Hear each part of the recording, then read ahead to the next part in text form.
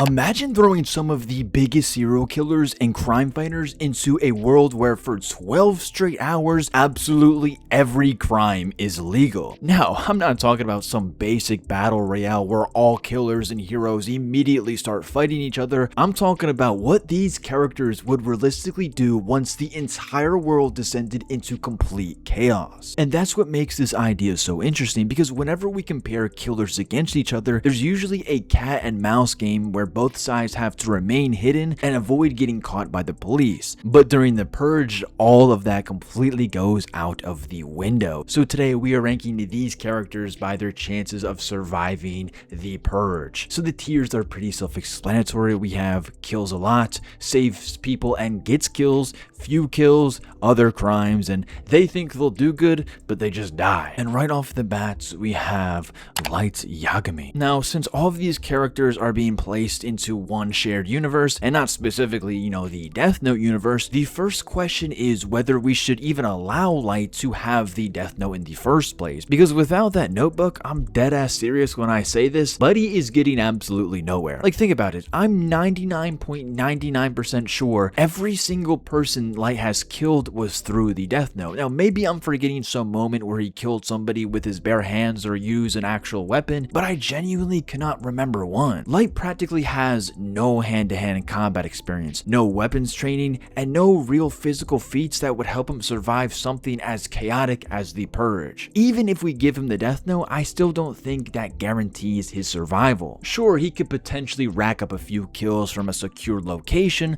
but this isn't regular life where he has the time to investigate people and secretly write down names in the comfort of his bedroom. This is the Purge. Someone wearing a mask could easily just sneak up behind him and then kill him before he even has enough time to pull out the notebook. And he would also need to know everyone's real name and face, which becomes incredibly difficult when most purgers are deliberately hiding their identities and wearing masks. So what is Light even supposed to do? Politely ask the person trying to murder him for their full government name? You could argue that he may get a few kills with the Death Note, but in reality, I think because of his ego, he thinks he'll do good, but I think he'll die inevitably. Next, we have Batman, and for this version of Batman, we're doing Arkham Batman. Now, this might be another hot take, but I genuinely think Batman is going to have to break his no-kill rule during the Purge. Now, I'm not saying he's going to turn into Batfleck and then pull out a machine gun and start wreaking havoc across the city. I'm talking about a situation where killing someone becomes the only possible way to save an innocent civilian. Like, we all know Batman has an extremely strict no-kill rule, but he also has this equally strong rule where he tries to save everyone around him. And also in the Arkham games, this guy practically kills people, let's be honest. So I don't think Arkham Batman would have a rough time when actually breaking this rule, because in the Arkham game, dude, he practically kills thugs. Let's be real. Have you seen some of the clips? Now, in Batman's normal world, he can knock criminals unconscious, tie them up, and then let the police take them to Arkham or prison. But during the Purge, nobody is coming to arrest them. If Batman just keeps knocking everybody out, those people are eventually going to wake back up and continue killing. And he's also going to create this massive group of seriously pissed off criminals, and once they start running into other people Batman is taken down, they're all going to have one thing in common. They want Batman dead. Now, do I think that they're gonna kill Arkham Batman? 100% no, they're not. So Batman definitely saves people and kills. I'm not gonna lie, he's gonna have to do that. And next we have William Afton. You might be saying that Springtrap is extremely overpowered and supernatural, but since we're mainly using grounded killers in this video, we're going with the version from the first Five Nights at Freddy's movie. And in that movie, Springtrap is more of a street level threat instead of this unstoppable supernatural monster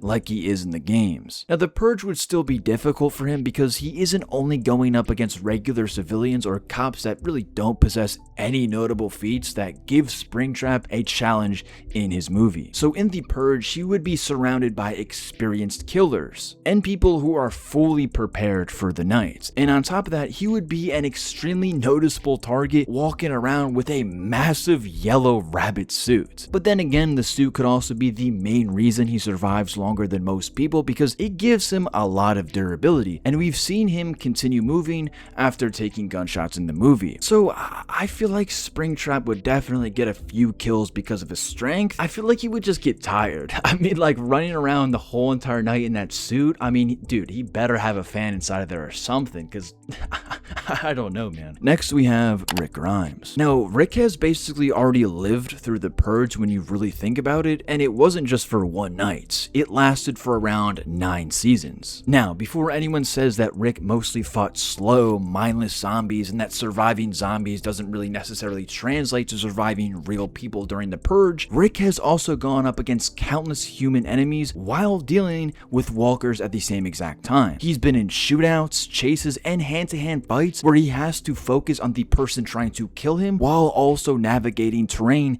filled with walkers. Now, he also has a lot of experience with weapons. Rick is excellent with a gun, dangerous at close range with his axe, and very capable with hand-to-hand. More importantly, Rick is willing to become absolutely brutal. We've seen him in the earlier seasons. That guy was a complete savage. During the later seasons, he kind of turned into a little bit of a wuss, but still, Rick was a badass, and I'm sure he could just channel that inner badass back into this situation and completely dominate. I feel like Rick Grimes kills a lot just because he really can. And you might be saying, well, why do you put Batman below Rick Grimes? Batman could definitely kill a lot, don't get me wrong, that's not what I'm saying, but since Batman doesn't really kill, him killing means a lot. So yeah, saves and kills people, that's for Batman. Next, we have Tony Soprano. Now, right off the bat, I'm gonna put him in other crimes. Tony would probably spend most of the Purge making money instead of running around streets killing random people. Now, Tony is dangerous, don't get me wrong, he definitely could kill people, and he has personally killed people before in the show, but Tony would be somewhere secure giving orders and taking advantage of the fact that every crime is illegal. Like, he could have his crew rob businesses and eliminate rival mobsters without having to worry about police and all of that. But Tony is a businessman and he's all about his money, so while the Purge is happening, he's going to do more illegal. Well, could you even say it's illegal if it's not illegal?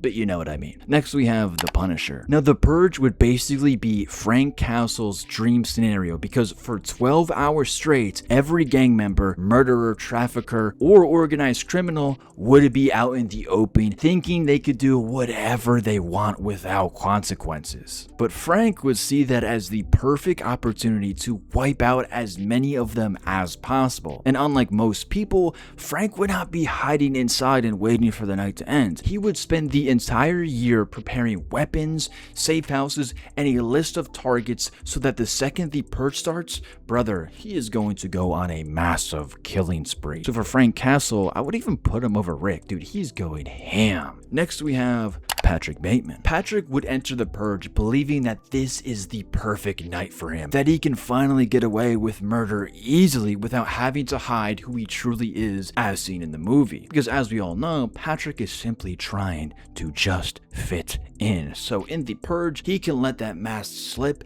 and completely kill everybody. He would probably see himself as this untouchable killer, so the second all crime became legal, he would probably grab an axe and start acting like he is about to be the most feared person in the city. But the problem is, for Patrick Bateman, he's completely feetless. Like, he only targets people who are weaker, or, people that are completely drunk that they don't even know what's happening until they get an axe in the back of their head. Being the egomaniac that he is, would definitely think that he would do good, but he's 100% going to die. Next, we have Walter White. Now, Walter is obviously capable of murder, but most of his kills happen because somebody threatens his operation. He usually prefers to plan everything from a distance and only gets directly violent when he feels like he has no other option. And on top of that, he is pretty bad at physical altercations. Now, during the Purge, Walter would manufacture and move an insane amount of product and take over territory without worrying about police interfering with that night. He would probably spend weeks preparing chemicals in some ridiculous plan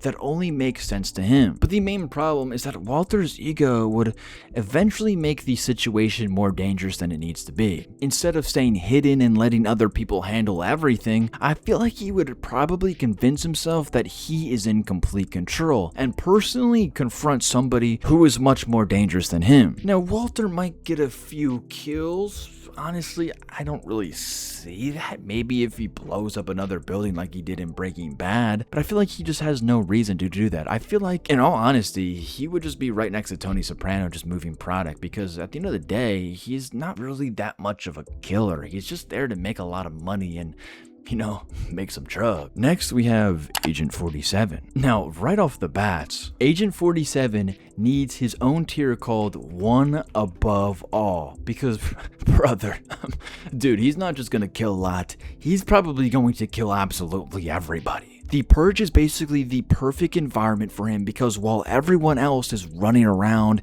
making noise, and attracting attention, Agent 47 would move through the entire night without anybody even realizing he was there. He is not just an elite assassin with incredible aim and hand-to-hand combat skills, he is also a master of disguises. He could disguise himself as literally anybody, like maybe one of the Purgers or a member of an armed gang. Literally anybody, you name it, he can disguise himself as. And then while he disguises himself as one of the Purgers or really anybody else, he will then make himself at home just for a little bit until he pulls off the biggest inside job ever. Even if his cover was exposed, that would not matter at all. Agent 47 literally has aimbot, and I'm not just over exaggerating, he literally has aimbot. Like everything Agent 47 does is completely calculated, so I just don't see anyone ever coming close to beating him, so he's definitely gonna get one above all. And next we have Dexter Morgan. Now Dexter would have an absolute field day, kind of just like the Punisher during the Purge, because almost everyone participating is basically a criminal. And Dexter would absolutely have no problem following his code, because instead of spending days gathering evidence to confirm that someone is a killer, he could literally just walk down the street and witness someone murdering an innocent person. And at that point, Dexter would know that they fit the code, take them out, and then immediately move on to the next person. But the only thing that I see that could slow Dexter down is his ritual. But maybe for the Purge, Dexter would switch it up and then just kill people and leave the body, but for some reason, I just can't imagine Dexter doing that. Now, sure, there's some instances in the show where he doesn't put his victims on his table, but that's pretty uncommon, and usually when he does that, he's in a rush. But with the Purge, there's countless people he could kill, so I'd say he'd only kill a few, not because he can't kill a lot, but because his ritual takes a long time. So honestly, I would kind of just put him near Batman because I feel like he would save people, but I don't think he would kill a lot just because of his kill ritual. And last but not least, we have Michael Myers. And yeah, Michael Myers is 100% going into they kill a lot. Now, the Purge would barely change anything for Michael because he already walks around killing people without caring about laws or really anything else. Now, while everyone else is preparing weapons, choosing targets, or trying to survive the night, Michael would simply just continue doing exactly what he always does. His biggest advantage is also that he is incredibly difficult to put down. Most Purgers would probably see him walking around in a mask, assume he's just another random guy participating in the Purge, and then attack him without realizing that they are dealing with the absolute boogeyman. Now, Michael could technically be put down, but the problem is that he never stays down. So it doesn't matter how badly you beat him, stab him, or shoot him, bro just needs a couple of minutes between sets before he gets back up and starts hitting another one. Like, let's be real. So by the end of the night, Michael would definitely have one of the highest body counts on this list. And yeah, that's my list. And also, let me know if you guys want to see a part 2, because I'm honestly down.